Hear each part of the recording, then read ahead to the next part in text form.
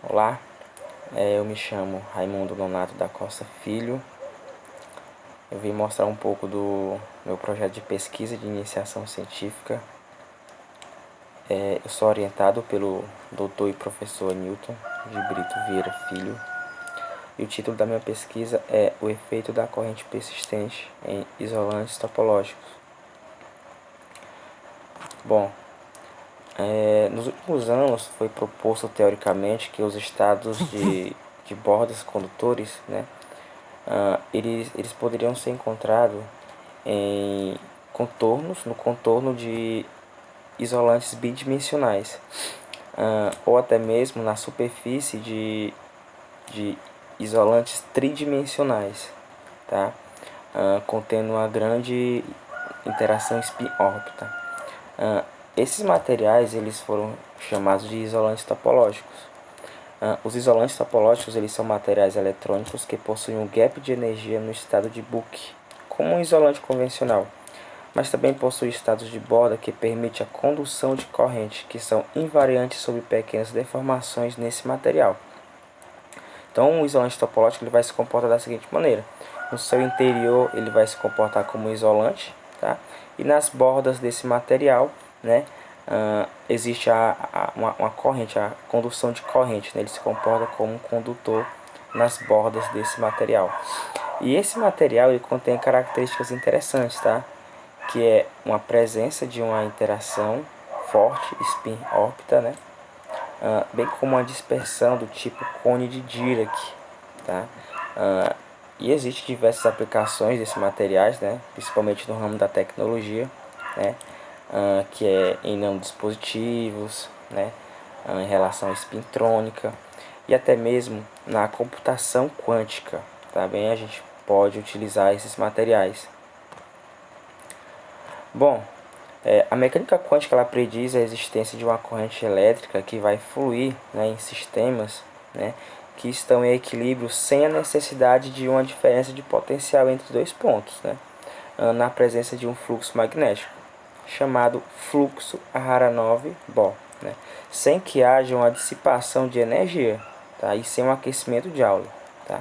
Essa corrente ela vai consistir apenas de uma flutuação eletrônica, tá, de intensidade extremamente baixa, né? Tal corrente é chamada corrente persistente. E em 1959, o Aharonov e o Bohr, né, que foram dois pesquisadores, eles detectaram a existência de um fenômeno de interferência quântica, né, em que a dinâmica de uma partícula carregada ela vai ser afetada pelos campos elétricos e magnéticos, apesar da partícula está em regiões onde esses campos são nulos. Então, esses pesquisadores eles detectaram a existência desse fenômeno de interferência quântica.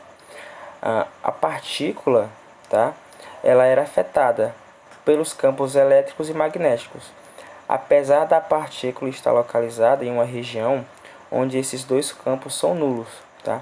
Tal efeito, né, tal fenômeno de interferência foi batizado, né, em homenagem aos dois pesquisadores, de efeito Aharonov-Bohr. Tá? Então na imagem aí a gente tem um anel, tá? A gente tem uma partícula carregada, né, em um anel, tá? Que está em torno de um solenoide. Tá? Vale ressaltar que o elétron, tá, ele adquire uma fase chamada fase Aharonov-Bohr, que é justamente a condição para a existência da corrente persistente. Bom, a gente utilizou o modelo, né, para descrever os isolantes topológicos, né, um modelo que é constituído de uma ligação forte sobre uma rede quadrada, tá? Onde esse modelo, né, existe os sítios de rede, né, e cada sítio vai conter dois orbitais, né, que é o orbital S e o orbital P. Tá? E em cada um desses orbitais, né, a gente vai ter uma paridade ímpar e outro vai ter uma paridade par. Tá? Então aí pode existir fenômenos de tunelamento, tá, de um elétron passando de um sítio para o outro. Tá? E vai ser a partir desse modelo de rede quadrada que é possível a construção de uma Hamiltoniana touch byte, né, que vai descrever, né, a energia de um rede, né, de um isolante topológico, tá?